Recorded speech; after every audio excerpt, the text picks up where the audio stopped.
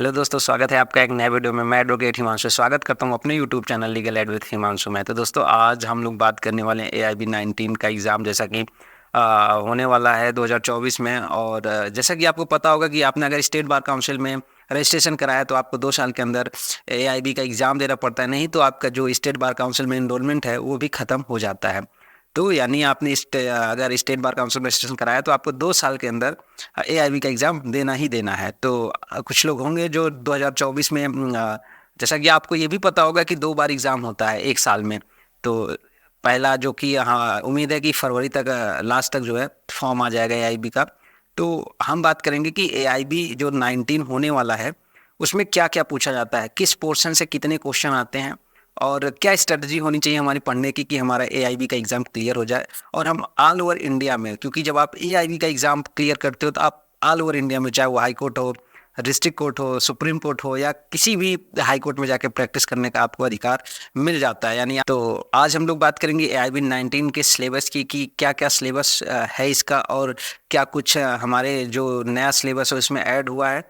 तो चलते हैं हम लोग अपने कंप्यूटर स्क्रीन पर और देखते हैं क्या क्या AIB का सिलेबस है और किस पोर्शन से कहाँ से ज़्यादा क्वेश्चन आते हैं। तो दोस्तों, हम बात करेंगे AIB का जो सिलेबस है और AIB के कौन कौन से चैप्टर और कौन कौन से सेक्शन से कितने क्वेश्चन आते हैं। आज हम लोग डिटेल से बात करेंगे। जैसा कि आपको पता है कि AIB का exam bar council of India कराती है।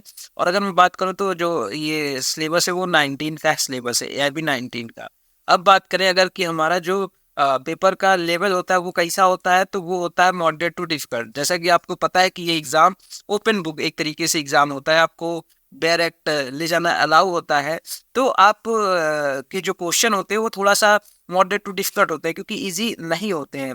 अब बात करें कि AIB सिलेबस इंपॉर्टेंस की, तो सभी चैप्टर कंपलसरी है, आपको सभी जो सेक्शन है उससे क्वेश्चन आते हैं। कहाँ से कितने क्वेश्चन आते हैं वो भी हम देखेंगे। अगर बात करूँ टोटल क्वेश्चन की, तो टोटल क्वेश्चन AIB में जो पूछे जाते हैं वो 100 क्वेश्चन पूछे जाते हैं। अब हम बात करते हैं कौन कौन सेक्शन से कितने क्वेश्चन पूछे जाते हैं। तो देखिए, पहला जो हमारा है वो है कॉन्स्टिट्यूशनल लॉ। कॉन्स्टिट्यूशनल लॉ ये हमारा पहला सेक्शन है। यहाँ से आप बात करें, देखिए few important topics are prepare for this section include judiciary act as a Panchayati Raj, emergency power, human rights and contemporary law. ये सब चीजें यहाँ से आप लोगों को, मतलब कॉन्स्टिट्यूशनल लॉ में ये इतना चीज स्पेशली दिया है कि आप इसको स्पेशली इस पे ज्यादा कमांड रखिएगा, इसको अच्छे से पढ़ लीजिएगा। और जो चीजें हैं, मतलब जैसे कॉन्स्टिट्यूशनल लॉ है तो उससे रिलेटेड चीजें पढ़ना ही पढ़ना है पूरा, बट जो यहाँ पे मेंशन किया है स्पेशली उसको ज्यादा देख के जाना है। वैसे अगर मैं बात करूँ इंडियन पिनल कोड की, IPC की, तो यहाँ से इसको भी आपको पढ़ना है। मैं इसका आपको PDF दे दूंगा, आप इसको निकाल के अच्छे से आप देख लीजिएगा। फिर बात करूँ क्रिमिनल क्रिमिनल प्रोसीजर कोड की, यहाँ पे जिसको हम लोग बोल देते हैं CPC, ये भी हमारा topic. Code of civil procedure की बात करूँ, ये भी हमारा एक टॉपिक है। नेक्स्ट टॉपिक हमारा है एविडेंस एक्ट है। उसके बाद बात करूँ तो alternative dispute and resolution act है, ये हमारा है। उसके बाद बात करूँ फैमिली लॉ है, इसको भी हमें देख के जाना है अच्छे से। उसके बाद बात करूँ तो लॉ ऑफ कॉन्ट्रैक्ट है। जैसे कि आप सब ये जितने भी सिलेबस आप देख रहे होंगे, आपने LLB के दौरान आपने इसको जरूर पढ़ा होगा। लॉ ऑफ टॉर्ट, ये भी आपका सिलेबस है। Alternative dispute redressal including arbitration act, ये भी आपको पढ़ना है, जिसको ATR हम बोल सकते हैं, ठीक है। यहाँ से हो गया पब्लिक इंटरेस्ट लिटिगेशन, जिसको PIL बोलते हैं, इसके बारे में भी आएंगे क्वेश्चन यहाँ से। लेबर एंड इंडस्ट्रियल लॉ, ये भी है आपके सिलेबस में। लॉ रिलेटेड टैक्सेशन, ये भी आपका सिलेबस का पार्ट है और यहाँ से भी क्वेश्चन अच्छे खासे आते हैं। कहाँ से कितने क्वेश्चन आते हैं वो हम लोग नीचे एक टेबल फॉर्म में देखेंगे। अब बात करते हैं एडमिनिस्ट्रेटिव लॉ, ये भी है। इन्वायरमेंटल लॉ ये है। अब बात करेंगे साइबर लॉ, ये भी हमारा यहाँ पे है।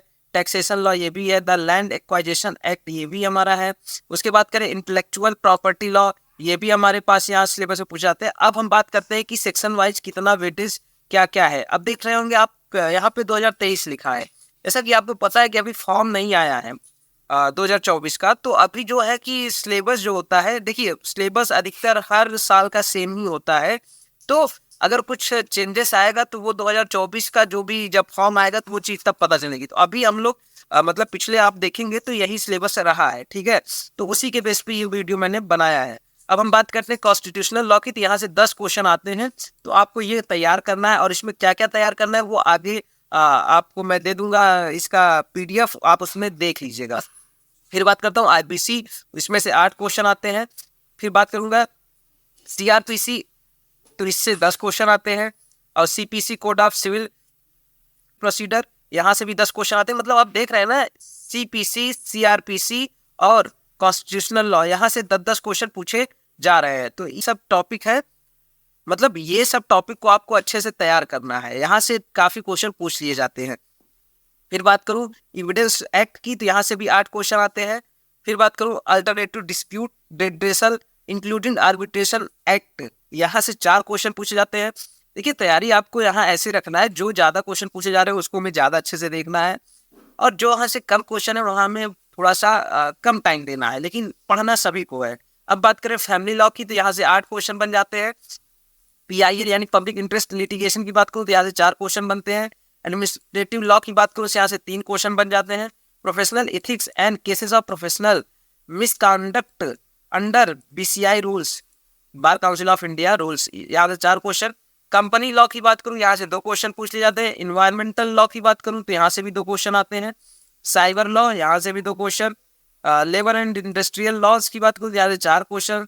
Law tort including motor vehicle act and consumer protection law की बात करूँ, यहाँ से टोटल ये बड़ा सा टॉपिक है, यहाँ से 5 क्वेश्चन पूछ लिए जाते हैं। मतलब इस टॉपिक को आप एक तरीके से, अगर टाइम नहीं मिलता है तो छोड़ सकते हैं, बट मैं कहूँगा थोड़ा बहुत आपको सभी टॉपिक को देख के जाना चाहिए। लॉ रिलेटेड टू टैक्सेशन, यहाँ से 4 क्वेश्चन आते हैं।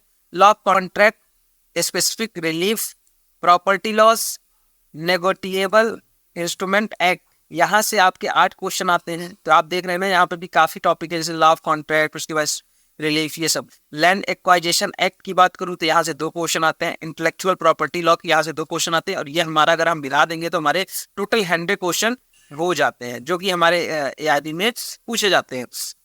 तो आई होप आपको ये सिलेबस पता चल गया होगा कि इसमें AIB के एग्जाम में क्या क्या पूछा जाता है और कहाँ से कितने क्वेश्चन आते हैं।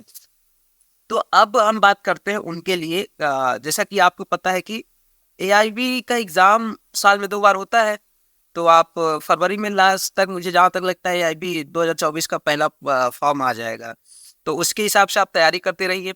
अब कुछ लोगों का डाउट होगा कि सर हमने तो LLB में, मतलब जब अपना मैंने ग्रेजुएशन कर रहा था तो हम गाँव देहात से किए और हम तो पढ़ ही नहीं पाए थे। तो अगले वीडियो में मैं उनके लिए बनाऊंगा जो कि ये अपना LLB के दौरान पढ़ाई नहीं कर पाए हैं, तो वो कैसे इस एग्जाम को निकाल सकते हैं। तो मेरा नेक्स्ट वीडियो जो होगा, मैं उसमें वो बताऊंगा कि आप किस तरीके से, जैसा कि आपको पता है कि ओपन बुक है, तो कैसे लेके जाना है बेयर एक्ट, और कैसे वहां पे क्वेश्चन आपको अटेम्प्ट करना है किस तरीके से। बट मैं बार बार कह रहा हूँ कि ये जितने भी आपके AIB के सिलेबस है, अगर आप पढ़ते हैं तो ये सिर्फ AIB के एग्जाम निकालने के लिए नहीं, बल्कि आपको आगे हेल्प करेंगे। जब आप प्रैक्टिस के दौरान अपने कैरियर में आप आगे बढ़ेंगे तो आपको वहाँ ये बहुत ज़्यादा हेल्प करेंगे। बट जिसका MCP AIB का एग्जाम निकालना है, वो अगर नहीं पढ़ाई की है तब भी वो आराम से AIB का एग्जाम निकाल सकते हैं। और कैसे निकालना है, किस तरीके से चीज़ें करनी, वो मैं अगले वीडियो में आपको बताऊंगा। तो चैनल पे जो फर्स्ट टाइम आया, चैनल को सब्सक्राइब कर लीजिएगा, वीडियो को लाइक करिएगा, चैनल को ज़्यादा से ज़्यादा शेयर करिएगा। तो इस वीडियो में इतना ही, मिलते हैं नेक्स्ट वीडियो में, तब तक के लिए जय।